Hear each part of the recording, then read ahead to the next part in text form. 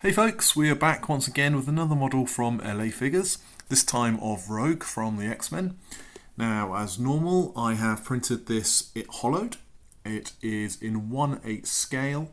I used water washable resin and it's all been sanded, it's all been cleaned up, ready to go. It's held together with elastic bands at the moment and it has been primered as well. So obviously we've got a grey primer over the figure and a black primer over the base. So, with all that done, let's start getting some paint on her. Now, painting yellow is always a tricky colour to paint. I'm going to start with yellow though, try and get the most difficult job out of the way first. What I'm going to do is start with some yellow ochre. Now, anyone who watches my videos knows that I don't seem to paint things the same way twice, and this is going to be no exception. So I'm going to come up with a new way of painting yellow. I'm going to start with a dark yellow, then work my way up.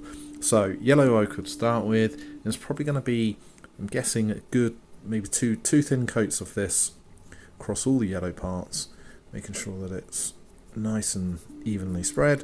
And then what I'm going to do is work up the intensity from there.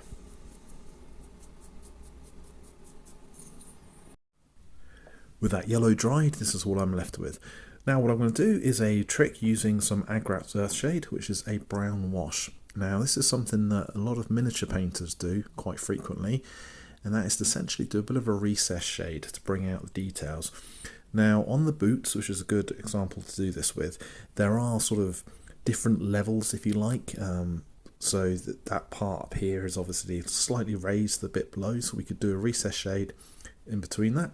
There's also stitching that's been sculpted in sort of all around the boots really, so I'm going to do the same thing with that. So it's easier to show you than to tell. And what I'll do essentially is just take this brown wash and then just start running it across the stitching. That might take a couple of passes. You want to start off gentle, but if you do make any mistake, you can just tidy it back up with that yellow.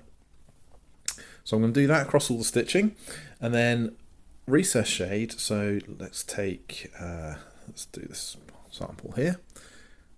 So what this will do is just go in between where those two layers meet. Just run the wash all the way around.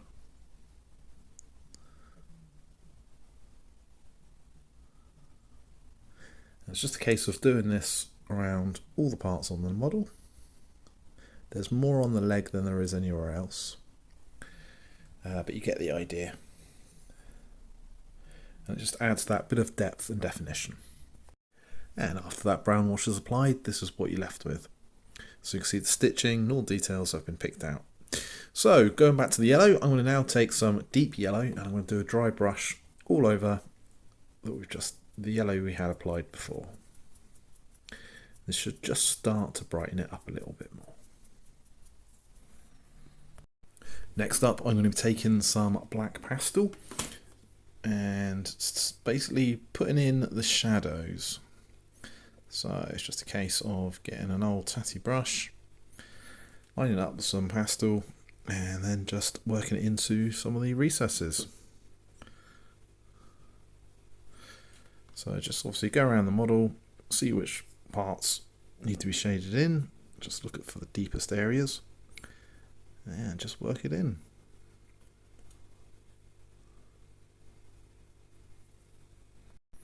So with all those shadows now put in, the final thing to do to finish off the yellow is a further dry brush, this time of Moon Yellow, which is the brightest of the yellows I have.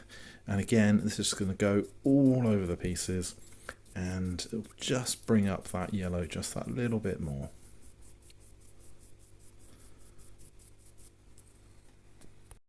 So after that final dry brush, this is kind of how it's left looking. And you know what, I'm really quite happy with that. I try and do different techniques for most videos, mostly really for my own benefit, just because I never seem to like to paint in one particular style.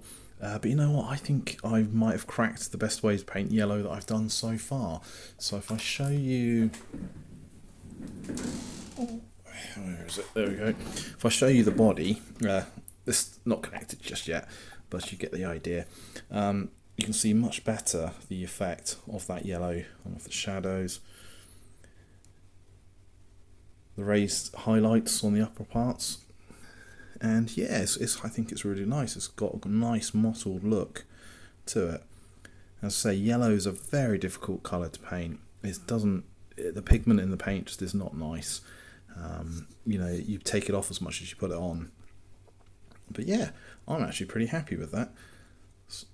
Okay, cool. So, as I say, that's probably the hardest part out of the way, frankly.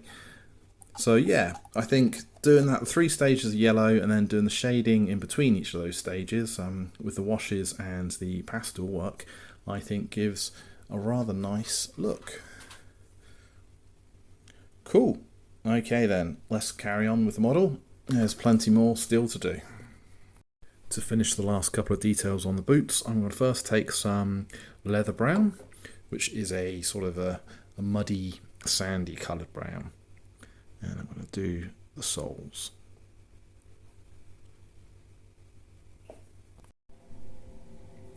Then finally, it is using some medium olive green from Vallejo just to paint in the 2 straps around the leg.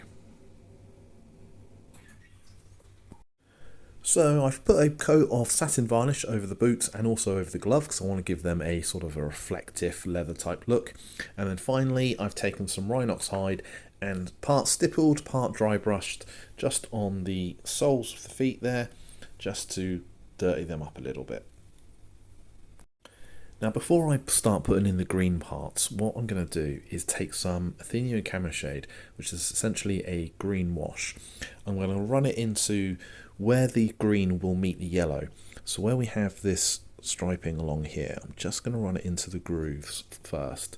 Now what this does, may seem, it's a slightly optional stage, but what it actually does is when you then put the green in, it'll be a lot nicer where the 2 colours meet because you'll have a slight shade in between the 2. Otherwise, if you're just trying to stick one colour next to another colour, it doesn't always look as accurate as it should do. So this will just help that stage. So essentially this is just trying to make my life easier for when I then add in the greens. So I'm just going to run this along where the green meets the yellow on all parts. Now I think I mangled that explanation pretty badly, so I'll try and explain a bit better what I've just done. So that recessed shade that I used with the green, as you can see, it's now dried, and if you look across this part of the model, you'll see that there's now a dark line where the recessed shade of that green has gone in, and then you've got the yellow next to it. So as I say, what that does is it makes it a lot easier to then paint the next colour adjacent to it. You'll get a much better professional, sharper look. So I'm going to take some olive green next from Vallejo, and for the flat parts of the clothing, this is the colour I'm going to use. So you'll see as I paint this in how much easier it is and how much cleaner that line is between the 2 because of that dark wash. That is then followed up with some Caliban green, which is a slightly darker green. I'm going to run that over the textured parts of the suit.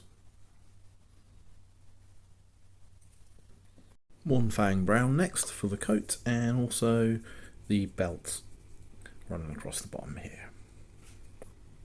I'm now going to throw a wash of Agrax Earthshade, which is a brown wash, all over those brown parts we've just done.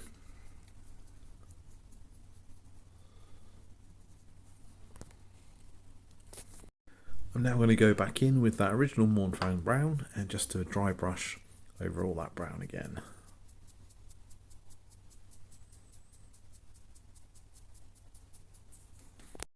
Next up is the silver details, and I'm going to be using gunmetal silver for that. And it's just a case of picking out all the little rivets and the belt buttons and the buckles. I'm now going to take some of that leather brown again and do a dry brush across the belt, just to sort of break up the browns a little bit really. Because I think it'd look a bit odd if the belt completely matched the coat. And then I'm going to take some bloody red and paint in the symbols, the X symbols. I've already dotted in some black in the background there, so now I'm just going to cover the front with red And there's one on the front at the belt here, and there's also one on the arm as well. And with the red applied, the body is now finished. For the face, I'm going to start with the skin tone, and to do this I'm going to mix Chikara Orange with Deck Tan, and it's going to be about 1/3 orange to 2/3 of the Deck Tan to create a fairly light pinkish colour.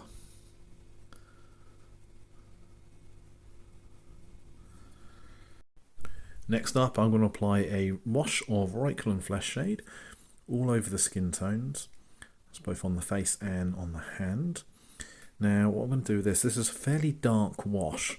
So, although I'm slapping it all on like a maniac, I am actually going to take most of this back off with a sponge. So, I'm just going to make sure I cover the whole face fairly evenly. Make sure I get it into the grooves, especially around the nose, around the mouth, the eyes, that kind of thing. And then I'm going to get a clean sponge and sponge most of it back off. Now what this will do, as well as obviously take off some of that shade, it'll also leave a couple of bits sort of imperfections, kind of sort of a dotted, mottled effect, which will actually make the skin look slightly more realistic as well. That is then followed up with a dry brush of Cadian Flesh Tone across the whole face.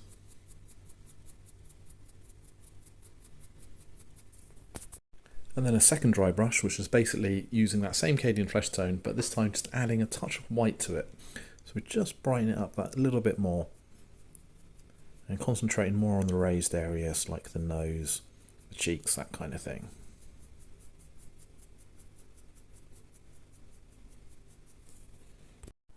So I just used some Deck Tan to whiten the eyes, and whilst that dries I'm going to do the lips, and I'm going to give her some red lipsticks. I'm going to use Mephiston Red for this. Now hopefully it won't be too strong looking. If it is a bit too stark, I might change my mind. We'll see how it goes. That red looks a little bit stark, so what I'm going to do is mix a bit of that Deck Tan into that red and take a second pass.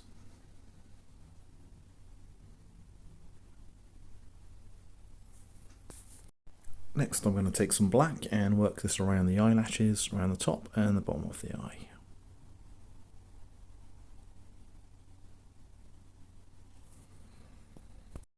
Next I'm going to put a drop of Roikelin Flesh Shade into each eye.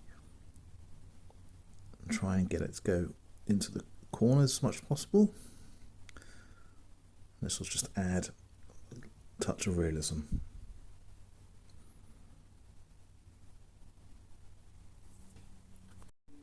Time to paint in the eyebrows, and for that I'm going to use some Gorgon Brown. Now the trick with eyebrows, I find, is to do lots of small thin strokes.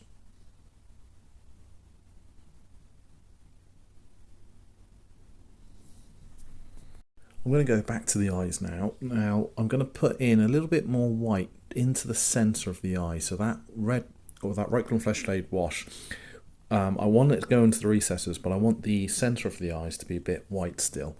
So I'm just going to come back in and just try and focus that just in the centre and not run it all the way up to the edge.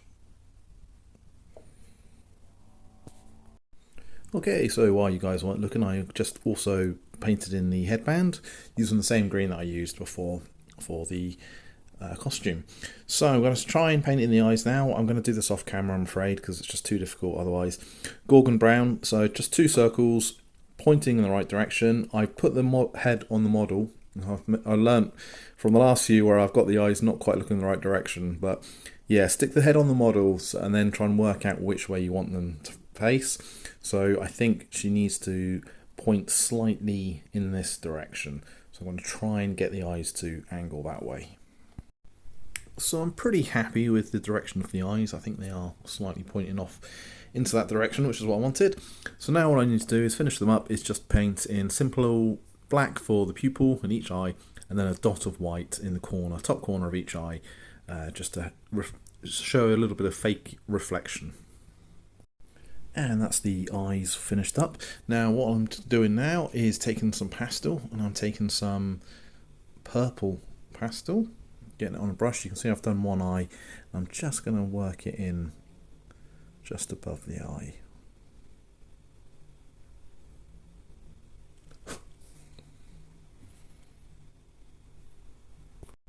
And finally, while I had my pastels out, I just used a bit of red pastel, sorry, dark pink pastel across the cheeks, just to give her a bit of blush. I don't know how well that's picking out on the camera. Okay, so next thing to do is do the hair. So I'm going to use the same brown that I used for the eyebrows, which is that Gorgon brown. So I'm going to go all over, and then obviously we'll tackle her white stripe as well. Then I'm going to mix Gorgon brown with a little bit of leather brown, and then just do a dry brush over that darker part of the hair.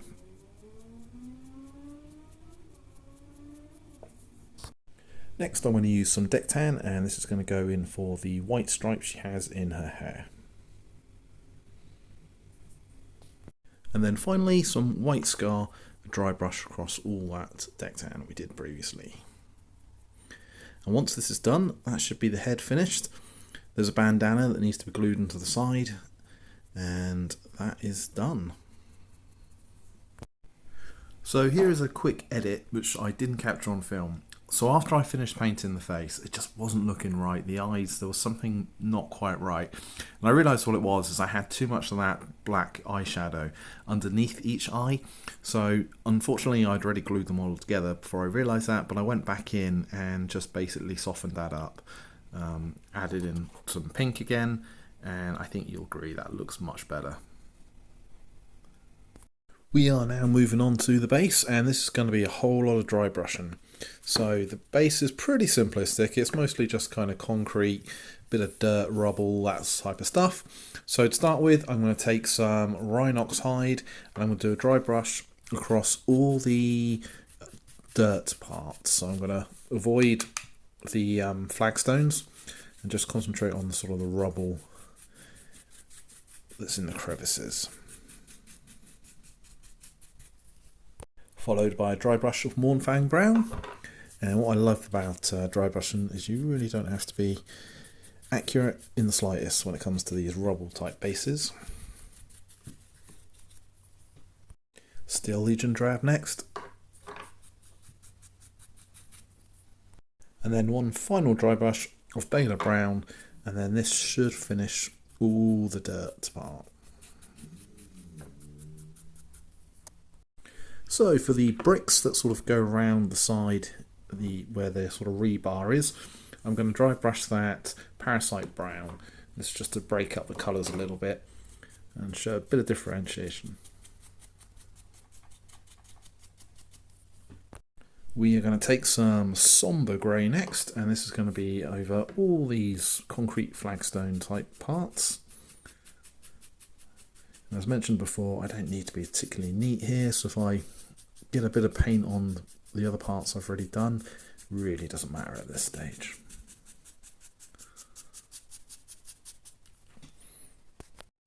Okay, so I'm going to go back to dry brushing in a little while, but before I do that, it's time to put some washes down.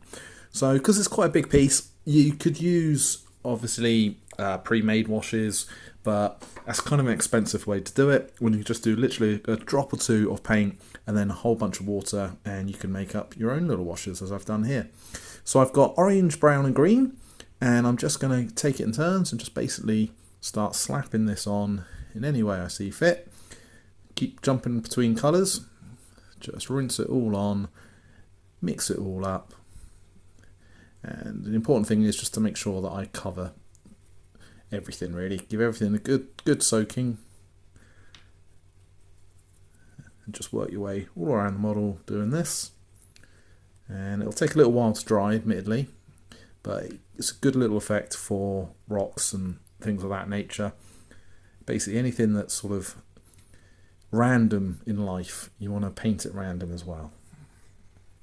Now all those washes have nicely dried, I'm going to take some neutral grey this time, so slightly lighter grey, and start doing dry brush again pretty much all over the whole piece, but not as heavy as I did that first initial grey. So this is definitely more aimed at just trying to catch the edges. And then that is followed up with one final dry brush, this time of that Deck Tan, which is an off-white. So because this is the lightest colour, again I'm going to be even more selective where I put this. Just a little bit here and there, just to give a bit more definition. With all that dry brushing out of the way, I'm now going to use some gunmetal and paint in all the rebar parts sticking out. Then it is a black wash over all that rebar we just painted. In this case I'm using Nuln Oil, but you can always make up your own black wash. Then finally, using some orange paint, I'm going to do a slight dry brush on some of these rebar edges just to create the illusion of a little bit of rust here and there. Here we go then folks, here is a look at the completed model. Just swivel it round, give you the full 360. Now, apologies for the light, it's a little bit grey today. I try and film these in sort of natural light, but unfortunately sometimes in the UK, natural light isn't your friend.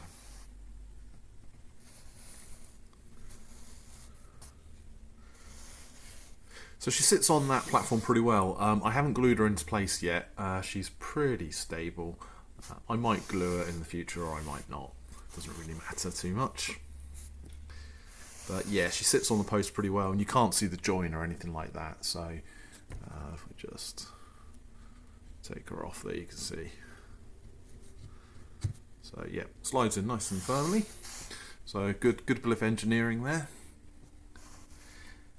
And yeah, I'm quite pleased with her. I think it's a really nice pose, I think. The flying sort of stance looks fairly believable. She's both feet are off the ground, so obviously it's pretty obvious where she's connected, but overall I think it's a pretty good job done.